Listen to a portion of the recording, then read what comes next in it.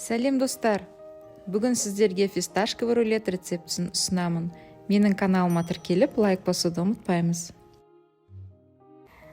Ең бірінші фисташкиді ұнтақтап аламыз. 120 грамм тазартылған фисташкиді салып, турбо режимінде жарты секунд батырмасын 2-3 рет қайталап, фисташкиді ұнтақтап аламыз.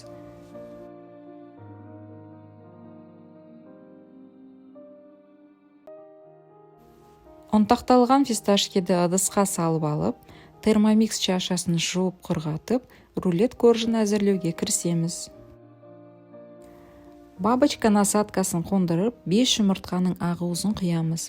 4-ші жылдамдыққа қосып, біртіндеп 200 грамм қантты саламыз. Ақуыз қоюланғанша шамамен 2-3 минут қосамыз. Ұнтақталған фисташкиді салып, 10 секунд 1,5 жылдамдықта араластырамыз.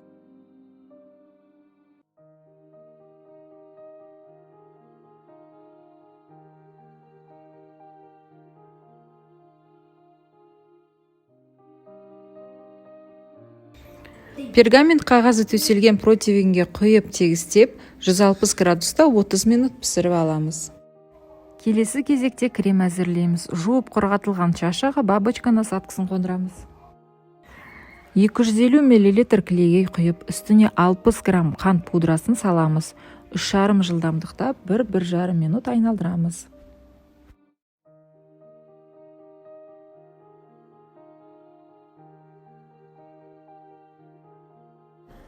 Клейгей қоюланған соң үстіне 150 мл маскарпоне салып, 3-ші жылдамдықта шамамен 1 минут айналдырамыз.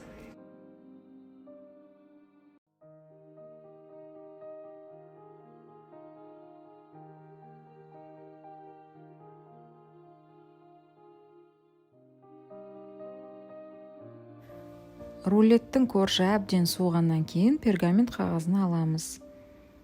Кремімізді коржға жағып, рулет қылып ораймыз.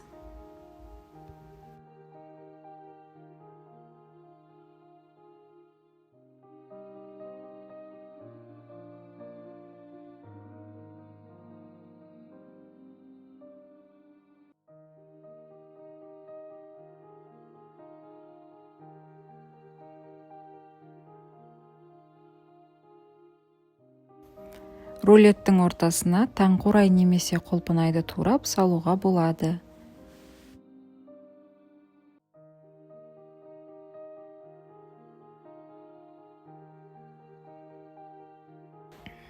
Бұл дайындалған рулеттің түрі кондитерлердікіндей өте әдемі болмағанымен, дәмі тілі үйрету өте керемет күшті болып шықты. Дайындалу жолы өте оңай, дайындап көріңіздер. Шайыңыз тәтті болсын.